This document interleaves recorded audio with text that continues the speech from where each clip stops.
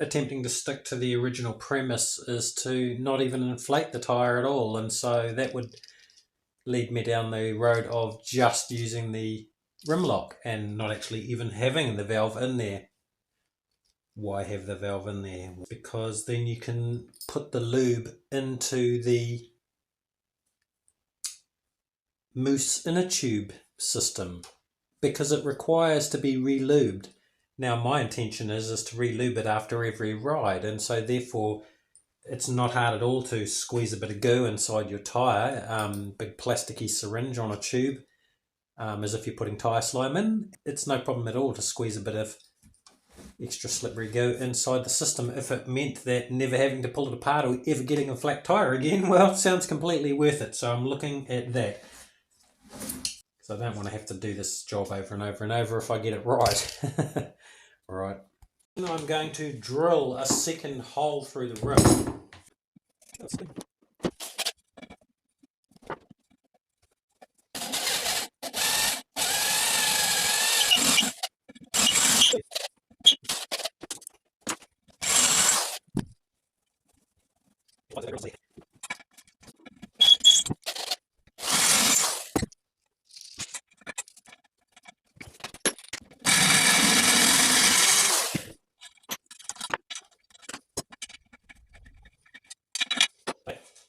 There we go, one hole through the rim. I'm putting in a rim lock as well as leaving in the original valve, which is approximately opposite to this rim lock position. Is that it's easier to put the lubricant back in for maintenance into the Moose if I leave the valve in. It does also leave open the option of potentially pumping up the tyre. Next up, I'm taking a piece of old rubber inner tube. I always find it pays not to throw out all the old rubber inner tubes, because you always end up needing some rubber. Well, I have anyway, because I'm always trying things out. So with this piece of rubber, I'm going to make a small gasket for the top of this to try and help it to seal, because there's no rubber seal on the top of this design. And I want it to work in a tubeless situation if I so choose in the future. And so to help it to do that, I'm going to make it a small little gasket, hopefully.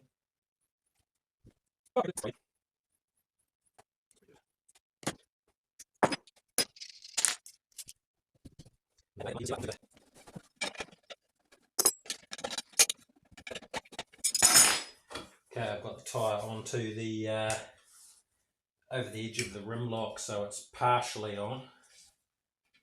So I'm just going to sit the nut on there and wait for the Moose. Moose! This is a Moose. They're very interesting, the Moose. The dirt bikers have made some great advancements with their sport, and including the Moose, which is a solid rubber inner tube and doesn't go flat. So there. Yeah.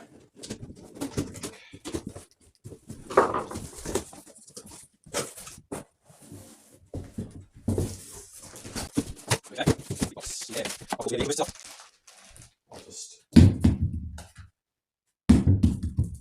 does bounce quite interestingly.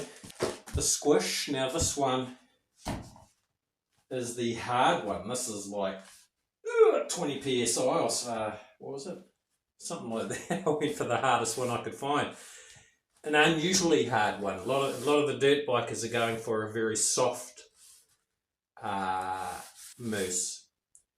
But I'm attempting to use this in a new and unusual way, which is on the electric unicycle, which is a complete unknown because I can't find anything about anyone having done anything like this. So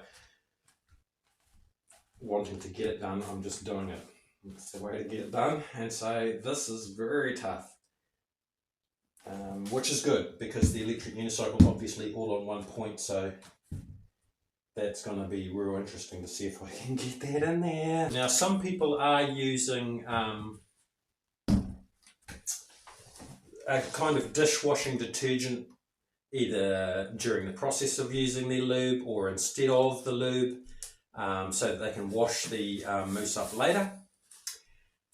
I'm going to stick to the genuine lube, or whatever this lube is that is actually meant for mousses.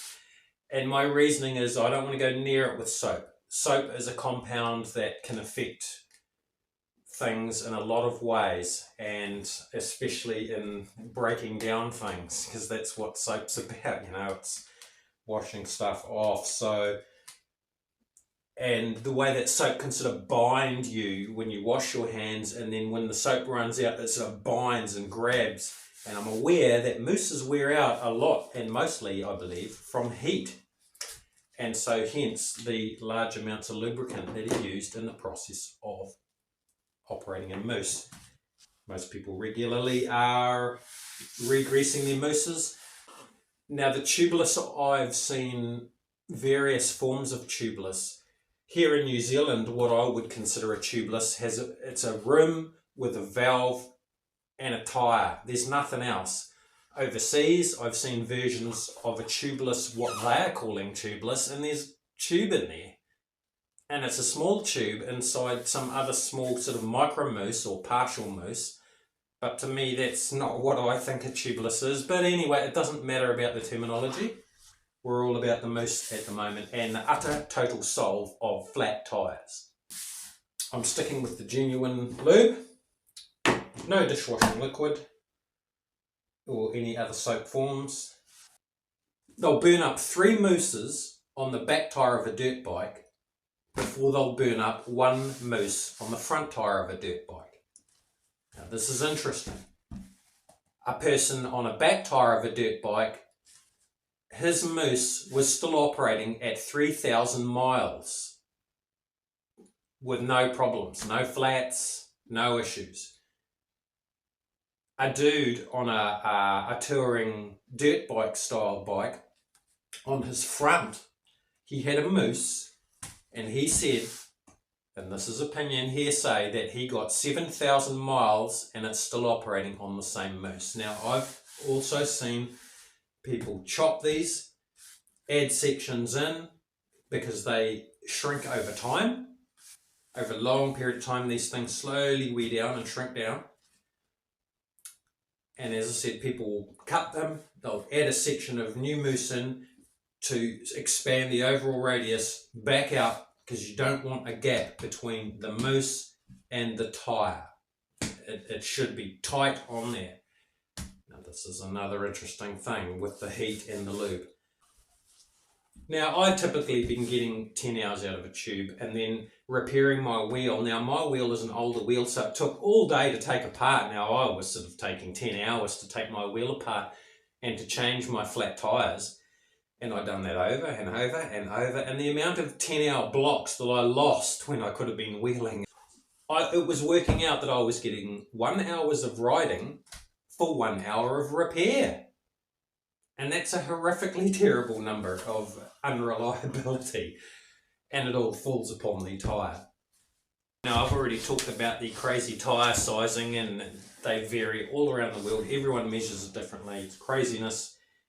That's why I'm trying to only buy tyres that have a specifically way of sizing their advertisements and products, which is that for example, a 14-inch rim has a 14-inch tyre on it. And if the tyre on it says something else like 20 inches or whatever, and I know it's a 14-inch rim, I don't want that, whatever it is, because it's like, no, I have to, for the sake of making it remotely easy to buy a tyre or a tube or a mousse, because the sizing, even in the mousses, varies about what the measurements and numbers are going to mean depending which country the mousse actually originated from. So it's really just a lot of gambling, really, figuring it out as a funny word. And even some of the charts I've seen people test and then found that no, there's loopholes and this sort of thing. So getting a mousse that is sort of the right, roundness this way, but 2 round round big ways, like, you know, if this were taller, if it were taller, it's possibly going to be okay because you can slice it up. And so this is what I'm looking at, is that this moose is actually slightly bigger for a slightly bigger rim. And it's because I'm able to slice it up into pieces, which is going to be an advantage to retrofit because I am not going to take my wheel apart. And so we'll get that chopped up. Oh, I don't want to chop it up, it's so nice. It's got to be chopped. On with the show. Ding. Does your inner tube survive this? Yeah, so it's very skilled work that he's slicing up this moose noodle thing. It's actually much tougher than it looks.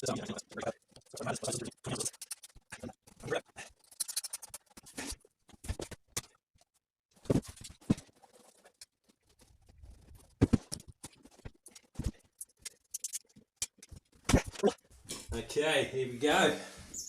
Get an inch off the moose. It's just like solid rubber. You can't see any bubbles or nothing. It's just like a big chunk of rubber, and it's like maximum squish. You can see it's like super tough. To cut the moose. What we need is a big sword to cut the moose. And if I put my moose over the edge of this thing, this is like a little 1-inch drop here, which just put one foot on there, flex it over a little bit, and this makes it just cutting through it like an absolute breeze.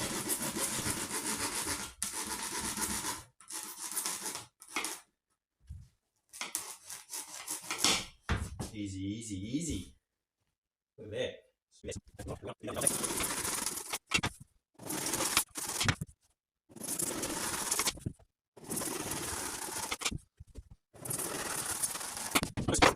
And I'm cutting them full noodle size, like that. So it's just like chiseling off most of the thing, but it's got to go in. That's all there is to it. It's going in, and that's just how it is. So I've got one in now. The trick to getting them back out, which is an important thing, if you get the sizing in and out and you don't quite get it right, just use your knee. Just pop it out. And it just pops right out. So no problem at all. Now I've got a rim lock on there, and so far I have yet to get it on through the rim lock. Let's try this one. This one's slightly small.